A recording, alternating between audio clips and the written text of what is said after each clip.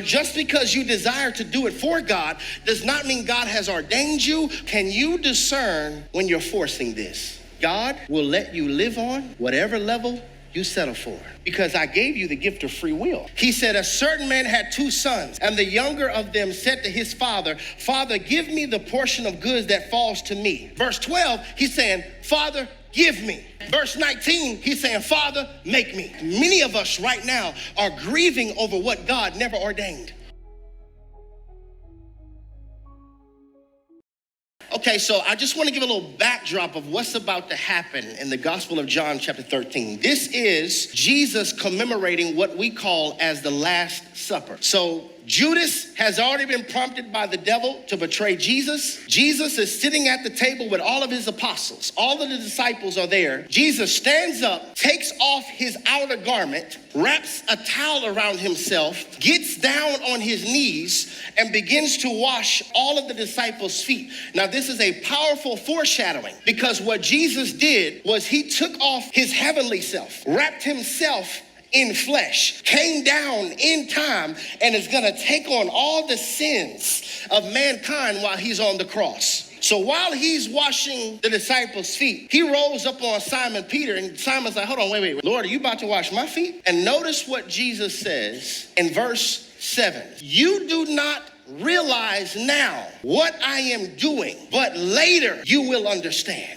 One more time for the individual who doesn't understand why God didn't stop it, why God didn't block it. This biblical passage proposes a very important question. How do you steward the gap between I don't have a clue, nor do I understand why God is doing this, but I'm going to trust him beyond my logic? Better yet, how is your faithfulness? See, most people quit before they walk into that's why. Listen, storms only benefit the planted. If you renounce your faith, the storm won't make sense, because once you have stood there and endured, then you're like, okay, that wasn't just a storm, that was watering. My faith grew from that. My confidence grew from that. My prayer life grew from that. My preach got more fire due to that. My understanding grew from that. My wisdom grew for that. But if you quit, you'll just be getting rained on with no purpose. Meaning whatever choice you make with this is going to show up in the next season of your life. Whatever choice you make with this is going to show up in your children. Whatever choice you make with this is pivotal. And what does the devil do when you're in a pivotal season? He sets up traps. This is why I strive to give us sound theology and biblical intelligence, because I recognize wolves can't stand biblically intelligent sheep. Your biblical intelligence will always frustrate those who can't run game on you. I want to give us this prophetic utterance, if you will. Can you discern when you're forcing this? This isn't God. This is all you, sis. That wasn't the Lord, bro. That was all your flesh. You could possibly desire to do something for the Lord, but just because you desire to do it for God does not mean God has ordained you, called you, or anointed you to do that thing that you want to do for God. In fact, this opposition is not even the devil, but rather it's God trying to let you know this is not yours. In fact, many of us right now are grieving over what God never ordained. And if you had this revelation that God protected you, you wouldn't be crying, boo-boo. You had plans, but he wrecked them because your plans were going to wreck you. Sometimes your obedience is seen by what you decommit to. I never told you to go on business with them. I never told you to let them move in with you because y'all gonna get married anyway. Your flesh told you that. I didn't call you to be a pastor. You called yourself, and you're forging my signature. I told you in all your ways, acknowledge me and flee the very appearance of evil. Mark chapter 10, verse 9 says, therefore, what God has joined together, let no one separate. You're overlooking very important 4 words. What God has joined. Not what your flesh has joined, not what your sexual compatibility has joined, what God has joined. Can you discern when decommitting would be obedience? When you are engaged in forced places, you're making space for demonic forces. How long will you water what's dead? How long will you waste the water of your effort on what was never yours? I promise you will have another level of gratitude if you knew what was behind that door. I know. We want what's behind that door because we made plans for it. We prepared for it. We dreamed about it. But if you really knew what would happen to your peace if you went behind that door, if you knew what would happen to your joy behind that door, you have to understand, I'm favored so much where God won't let me go this route to waste my time. Because some people he lets go. We always think protection is this huge angelic being and this hedge of protection. Well, sometimes the protection of God looks like this traffic jam. I love you so much, I'm gonna delay you. Because you prayed, Lord, watch over me today. And you don't know that I see around the corner, you just see to the corner. We love to control outcomes. If there's anybody under the sound of my voice, your mood has ever shifted because of an outcome you expected that didn't happen, this sermon is for you. If there's anybody under the sound of my voice that you find yourself loving hard because it was hard not being loved, you're not crazy, nor are you selfish because you want to be poured into the same way you pour. See, wrong people will really have us out here thinking that we're asking for too much, when truth is they can't offer much. If you've ever had anxiety over tomorrow, I want to give you this revelation that God gave me in prayer to change my life. God just simply reminded me, tomorrow's my job. That's why you're forcing it, because you're trying to control God's job. I want us to see this episode when Israel was trying to force a king.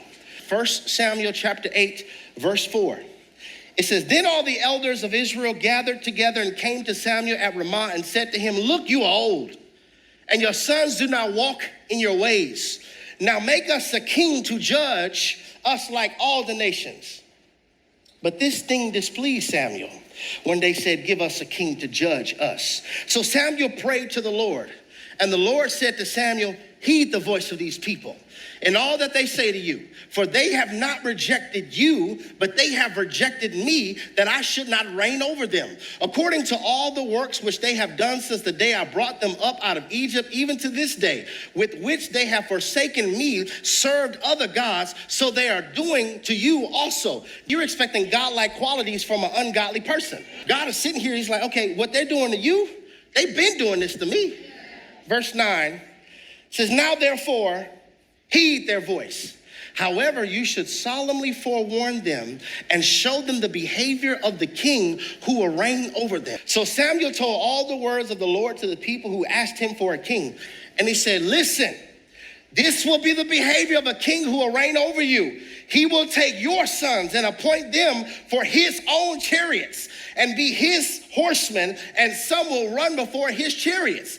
He will appoint over his thousands and captains over his 50s, will set some to plow his ground, reap his harvest. Are y'all noticing the words his a lot? I'm gonna use yours for his. And some to make his weapons of war and equipment for his chariots. He will take your daughters to be perfumers, cooks, and bakers. He will take the best of your fields, your vineyards, and your olive groves, and give them to his servants. He will take a tenth of your grain and of your vintage and give it to his officers and servants. And he will take your male servants, your female servants, your finest young men, and your donkeys, and put them to work. He will take a tenth of your sheep, and you will be his servants, and you will cry out to the Lord on that day, because of the king you have chosen for yourself, and the Lord will not hear you in that day. Nevertheless, the people refused to obey the voice of Samuel, and they said, no, we want to have a king over us, that we may also be like all the nations, that our king may judge us and go out before us and fight our battles. And Samuel heard all the words of the people and repeated them in the hearing of the Lord. Now notice God's answer. So the Lord said to Samuel, heed their voice and make them a king. God will let you live on whatever level you settle for, because I gave you the gift of free will. I'm not going to stop you. Go ahead and see what life is like without me. Go ahead and go against my scriptures. See how that works out for you. I got to show you this because I want to give you a biblical episode where people force things. God wanted to rule over us, not man. Luke 15, verse 11. Then speaking of Jesus, he's given this parable. He said, a certain man had two sons, and the younger of them said to his father, Father, give me the portion of goods that falls to me. So he divided to them his livelihood. and noticed that the father let him go. And not many days after, the younger son gathered all together, journeyed to a far country, and there wasted his possessions with prodigal living. But when he had spent all, there arose a severe famine in the land, and he began to be in want. And then he went and joined himself to a citizen of that country, and he sent him into his fields to feed the pigs. And he would gladly have filled his stomach with the pods that the swine ate, and no one gave him anything. But when he came to himself, there it is. How many of my father's hired servants have bread enough to spare, and I perish with hunger? I will arise and go to my father and say to him, Father, I have sinned against heaven and before you. I am no longer worthy to be called your son. Make me like one of your hired servants. Verse 12, he's saying, Father, give me. Verse 19, he's saying, Father, make me. What would happen if our prayers shifted from Father, give me, to Father, make me an example, make me your witness, make me light, make me the salt of the earth? Do your prayers sound more like give me or make me?